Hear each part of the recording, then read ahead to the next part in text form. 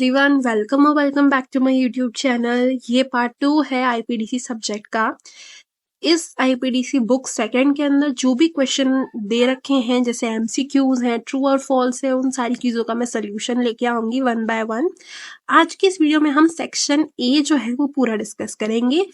जितने भी क्वेश्चन हैं, आई गेस ऑलमोस्ट 50 तक हैं, तो हम सारे के सारे इन डेप्थ देखने वाले हैं उसका आंसर के साथ। ठीक है, तो अगर आज की वीडियो आपके लिए छोटी सी भी मायने में हेल्प करे तो प्लीज मेरे चैनल को सब्सक्राइब कर देना और लाइक एंड कमेंट भी कर देना इस वीडियो पे।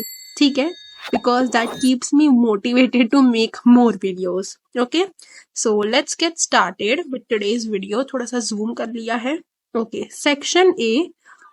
फर्स्ट क्वेश्चन क्या है? When you live a life without any direction, you will not move far in any one direction.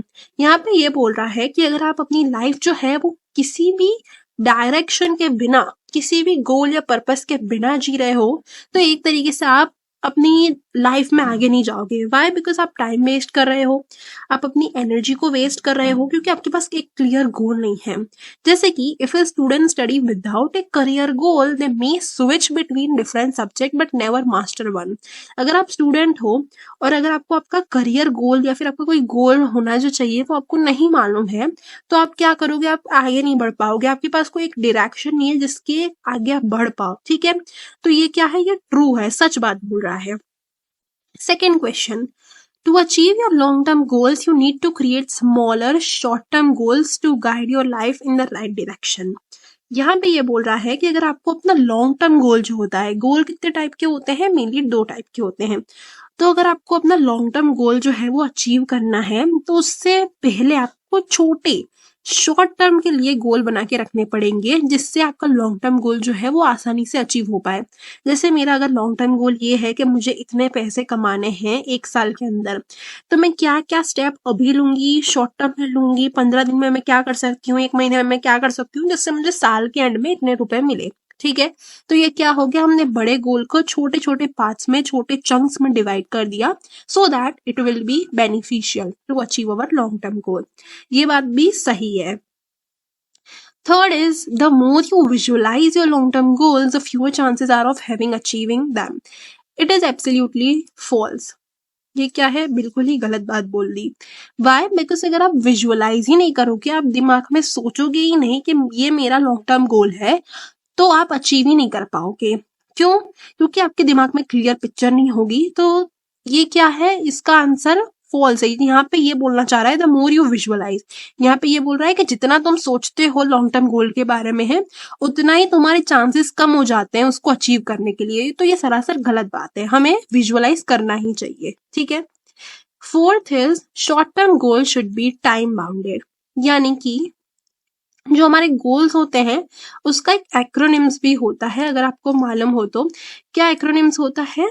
तो SMART, goal should be smart, that is specific, measurable, achievable, relevant और time bounded. तो time bounded T से होता है time bounded. यहाँ पे यही बोल रहा है कि आपका शॉर्ट टर्म गोल जो है वो टाइम बाउंडेड होना चाहिए। टाइम बाउंडेड यानी कि goal without a deadline is just a wish. अगर आपके पास कोई डेडलाइन ही नहीं है कि मुझे अपना जो ये गोल है ये मुझे इस डेडलाइन में, इस महीने के एंड तक कंप्लीट करना है, तो आपका वो गोल नहीं है, वो आपकी सिर्फ इच्छा रह जाती है। क्यों? क्योंकि आप कोई एक्शनेबल स्टेप्स ही नहीं लेते उस डायरेक्शन के अंदर। सो it is just a wish. तो इसलिए टाइम बाउंडेड यानी टाइम कंस्ट्रेंट होना बहुत जरूरी है, डेडलाइन होनी बहुत जरूरी है। तो इट इज ट्रू।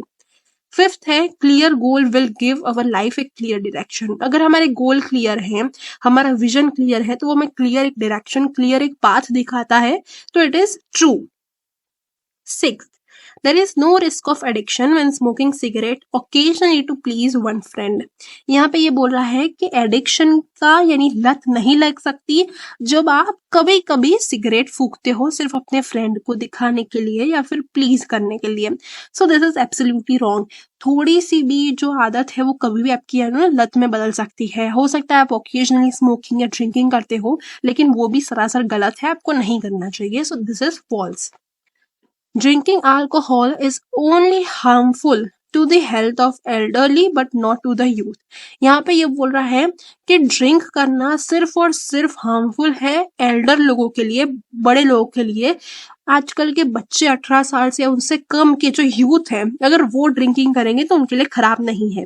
तो ये सरासर गलत बात है, false. Why? Because alcohol is harmful regardless of age. आप कोई भी एज के हो, कितने छोटे हो कितने बड़े हो, सबके लिए ही एल्कोहल खराब रहता है। 8th, it is our duty to kindly encourage our family members to give up their bad addiction। ये हमारी एक तरीके से ड्यूटी होती है, हमारी रिस्पॉन्सिबिलिटी होती है कि अगर हमारी फैमिली मेंबर्स में या फ्रेंड सर्कल में किसी की भी बुरी आदतें हैं तो उसको रिकवर करने के लिए, उसको सुधारने के लिए या फिर उसको रिप्लेस करने में किसी अच्छी आदत से, इसमें हमें हमारा योगदान देना चाहिए। हमें हमारी फैमिली मेंबर्स या फ्रेंड्स की हेल्प करनी चाहिए जिससे उनकी बुरी आदत छूट जाए। It is our duty, so it is true. 9th, सेवा should be perform with compassion. सेवा जो है वो कंपैशन से परफॉर्म करनी चाहिए, हमारी पूरी काइंड हार्टेड एंड हमारे दिल से सेवा को हमें परफॉर्म करना चाहिए with our true emotion. It is true. Being generous can makes us happier. Generous का मतलब क्या होता है? सबसे पहले कि सेल्फलेस होना। सेवा कैसे करनी चाहिए? सेल्फलेस भाव से करनी चाहिए, without expecting anything in return या without expectation of any reward, and helping other whenever possible. So it is true.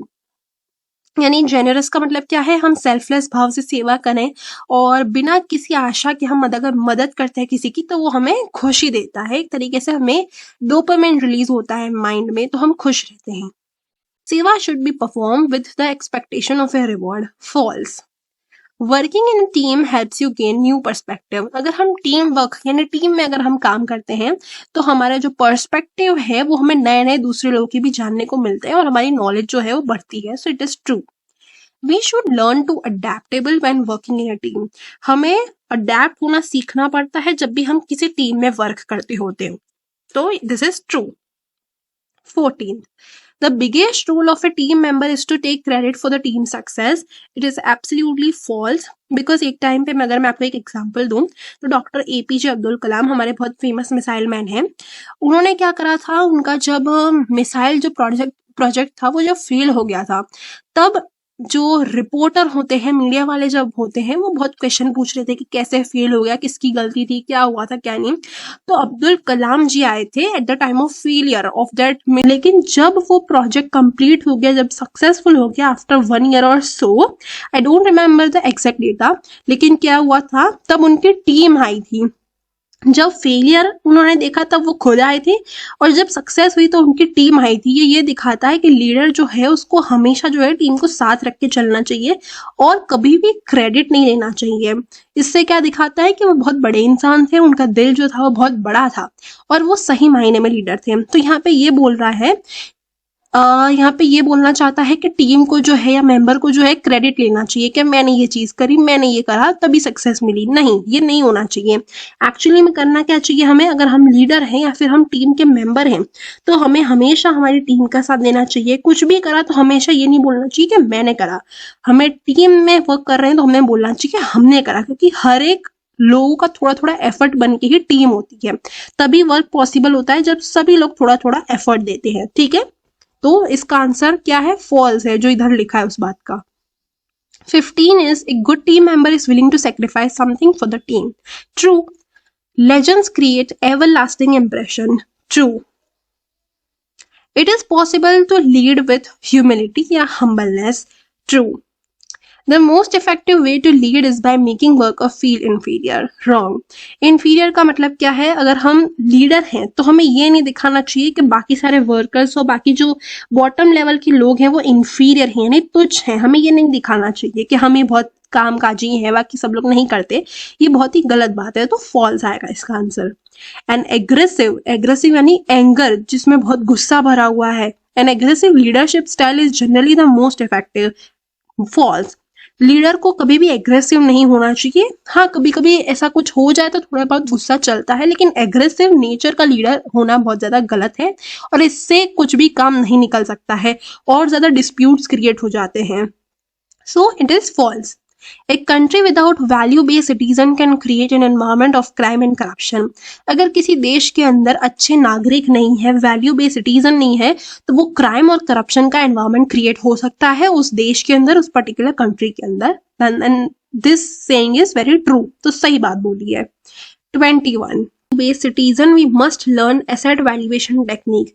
यहाँ पे ये बोल रहा है कि अगर हमें अच्छा नागरिक बनना है तो हमें एसेट वैल्यूएशन टेक्निक आनी चाहिए.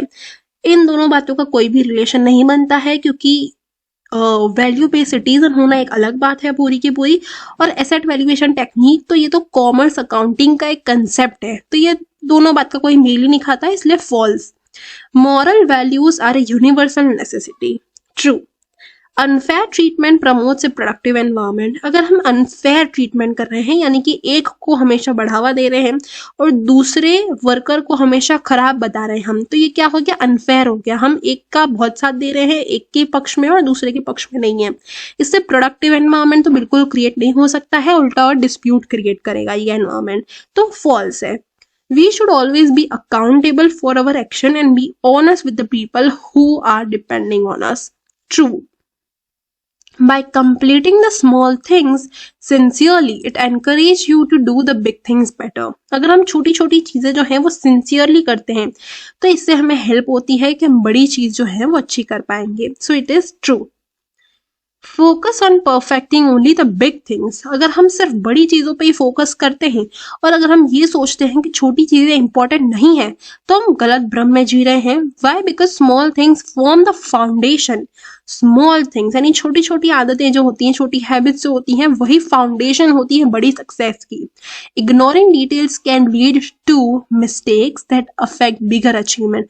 अगर हम छोटी गलतियों से नहीं सीखेंगे तो हम बड़े पैमाने पे बहुत बड़ी गलती कर सकते हैं. तो small thing made the big things, यानी स्मॉल एफर्ट जो भी हम करते हैं उससे हमें बिग रिजल्ट मिलता है. ये भी हमने एटॉमिक हैबिट की बुक में पढ़ाई है, राइट? सो आपने जो ये लाइन पढ़ी 26 क्वेश्चन के अंदर, वो गलत लिखी है. It is false. 27 good character is essential in our personal life. अच्छा कैरेक्टर होना, अच्छा आदमी होना हमारी पर्सनल लाइफ में जरूरी है, लेकिन वर्क प्लेस पे, यानी जब हम काम कर रहे हैं, जिस कंपनी में काम कर रहे हैं, जिस जगह काम कर रहे हैं, एट आवर वर्क प्लेस, वहां पे जरूरी नहीं होता. सो ये पूरी की पूरी गलत बात है. क्यों? क्योंकि अगर आप अच्छा इंसान हो तो कोई भी सर्कमस्टेंसेस आ जाए, हमको अच्छा ही रहना है. ये इस लाइन में अगर होता तब ये आंसर ट्रू होता, लेकिन अभी के लिए फॉल्स है ये. It is possible for a person to bring change in his or her attitude. क्या आपको लगता है ये पॉसिबल है कि कोई इंसान का एटीट्यूड जो है वो पहले बहुत खराब था एंड फिर अच्छा हो गया? तो क्या ये पॉसिबल है? देन इट इज ट्रू, क्योंकि चेंजेस लाए जा सकते हैं. चेंजेस जो है वो परमानेंट नहीं होते हैं. हम अच्छी आदतों को फॉलो करें, हम अच्छे पाथ पे चले, सही रास्ते पे चले, तो हमारा एटीट्यूड जो है वो खराब से पॉजिटिव हो सकता है. तो it is true. Being punctual in workplace is unimportant. Obviously false. Death can teach us about life. True. अब इसका मतलब क्या है? बहुत से लोग समझ नहीं पाएंगे. तो देखो, डेथ से मतलब है कि हमें अगर ऐसा लगता है कि हमारी लाइफ जो है वो खत्म होने वाली है, हम ऐसा सोचते हैं, या फिर ऐसा भी नहीं सोचना कि बहुत ज्यादा टेंशन हो जाए, लेकिन ऐसा सोचो कि जिंदगी कितनी छोटी है, कितनी छोटी, कभी भी कुछ भी हो सकता है. तो इससे क्या होता है? एक सेंस ऑफ अर्जेंसी क्रिएट होती है.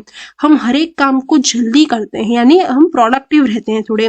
हम हर एक मोमेंट को अच्छी तरह जीते हैं. हम प्रेजेंट में जीते हैं, ना कि पास्ट में. हम प्रायोरिटाइज करते हैं जो भी हमें मैटर करता है, हमारी फैमिली, हमारी रिलेशनशिप्स, हमारा वर्क, ये सारी चीजों को हम ध्यान में रख के चलते हैं. हम कोई भी, किसी ने हमसे कोई मिस्टेक कर दिया, कुछ खराब हमारे साथ करा, तो हमें लेट गो करना सीखते हैं. हम ईगो और ग्रजेस को नहीं साथ में रखते. हमारी लाइफ का एक पर्पस हमारे पास होता है और हम ग्रेटिट्यूड को, यानी हम ग्रेटफुल रहते हैं हमारी लाइफ के लिए. तो ये डेथ एक तरीके से आपको डराना नहीं चाह रही मैं, लेकिन ये जो सेंटेंस में लिखा है वो बस मैंने आपको सिंपल लैंग्वेज में समझा दिया है. पर आप ये मत सोचना कि हम डेथ के बारे में सोचते रह जाओ. नहीं, ये इस कॉन्टेक्स्ट में नहीं बोल रहा था इस क्वेश्चन. ठीक है, तो आप समझ लेना मैं क्या बोलना चाह रही थी. 31 whatever happens for the worst. No, whatever happen for the best. अब हमें ये सोचना चाहिए कि जो कुछ भी हुआ वो अच्छे के लिए हुआ. ये नहीं सोचना है कि वो बहुत खराब हो गया, ये क्यों हुआ, ऐसा कैसे हुआ. तो ये गलत लिखा है. 32 realizing our lifespan is finite. हमारी लाइफ जो है वो फाइनाइट है, निश्चित है, इतने साल जिएंगे, वो लिखा हुआ है कहीं जगह पे, इनफाइनाइट नहीं है, तो फाइनाइट है, can allow us to become more productive. Yes, because of this, we stop procrastinating and focus on meaningful goals. This sense of urgency pushes us to use our time wisely. True. Forgiveness can release us from the burden of regret and guilt. It can bring peace to our mind.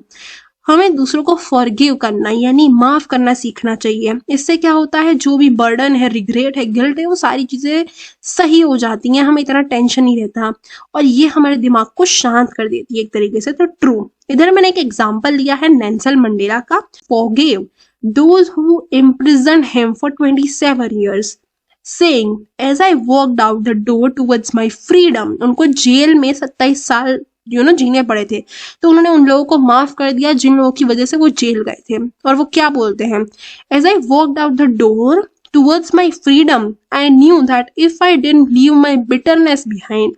उन्होंने बोला कि अब मेरा आजादी का दिन है, अब मैं आजाद हो गया हूँ, लेकिन अब भी अगर मैं वही सारी चीजें अपने दिमाग में भर रखूंगा, वही कड़वाहट में भर रखूंगा उन लोगों के लिए, तो अभी भी मैं जेल में ही होगा एक तरीके से, मेरा दिमाग उसी चक्कर में घूमता रहेगा, तो I would be still in prison. इसलिए उन लोगों को उन्होंने माफ कर दिया और उन्होंने थोड़ा दिमाग को शांत रखने के लिए ये सारी चीजें करी थी।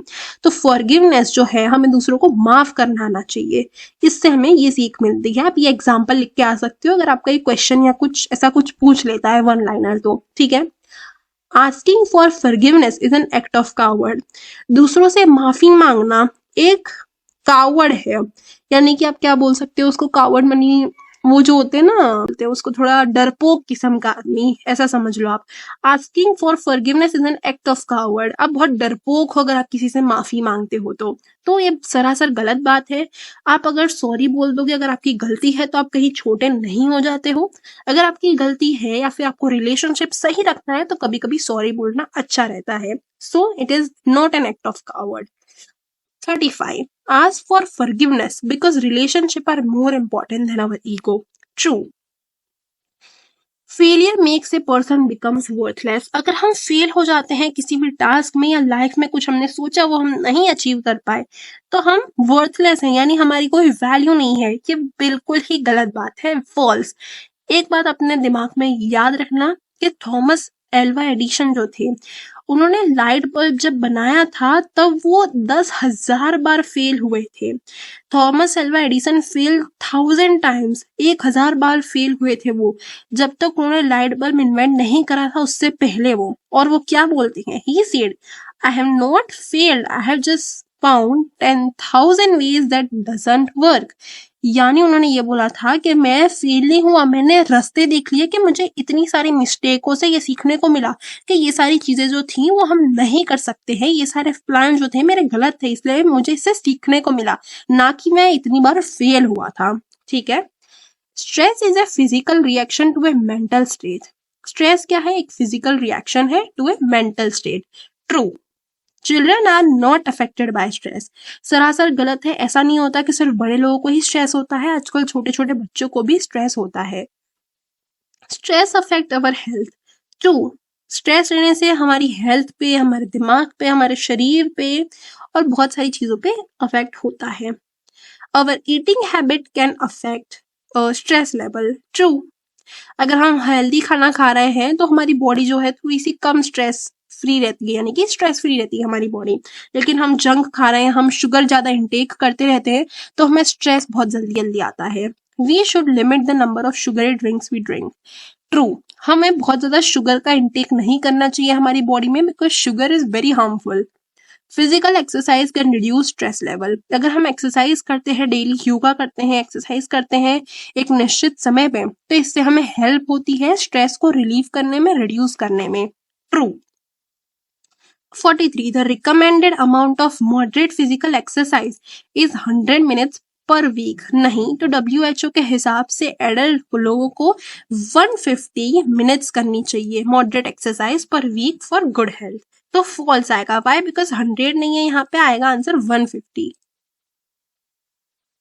44.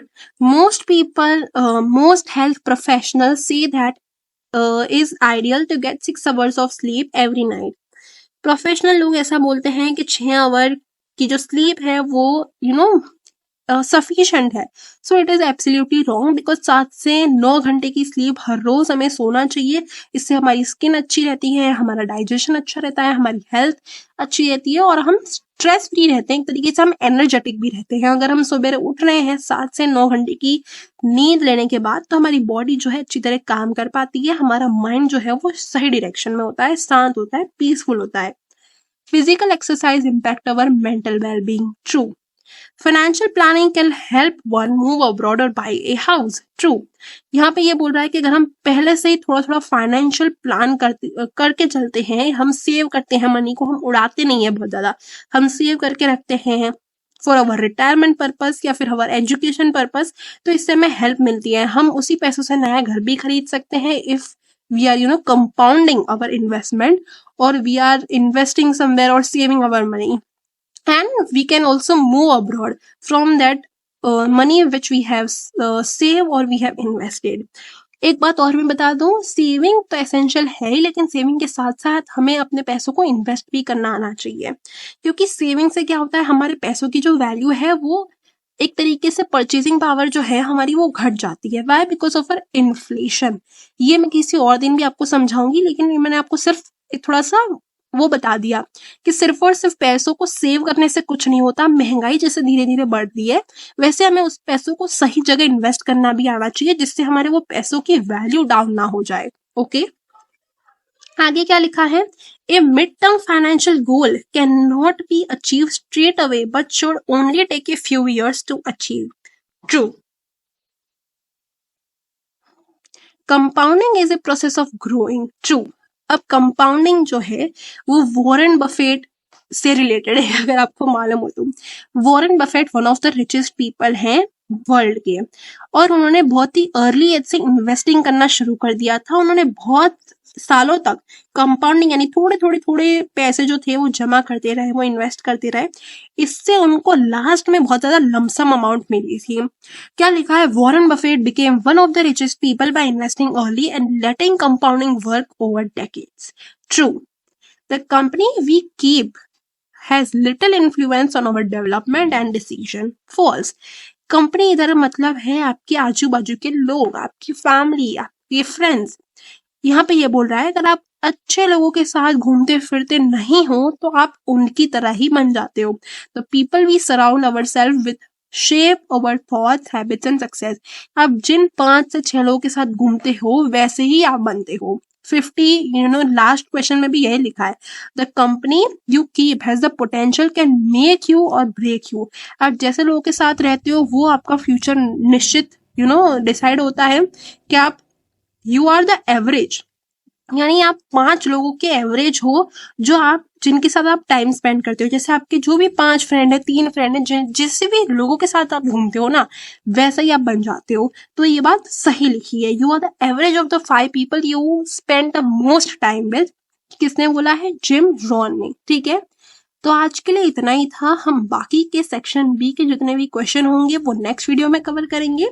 तो अगर आपको आज की एक्सप्लेनेशन, आज की वीडियो अगर किसी भी मायने में अच्छी लगी हो तो प्लीज आज की वीडियो को लाइक कर देना, सब्सक्राइब कर देना मेरे चैनल को। और अगर आपको और भी ऐसे टाइप की वीडियो देखनी है then you can comment down below and I will see you guys in my next video. Till then bye bye and keep learning.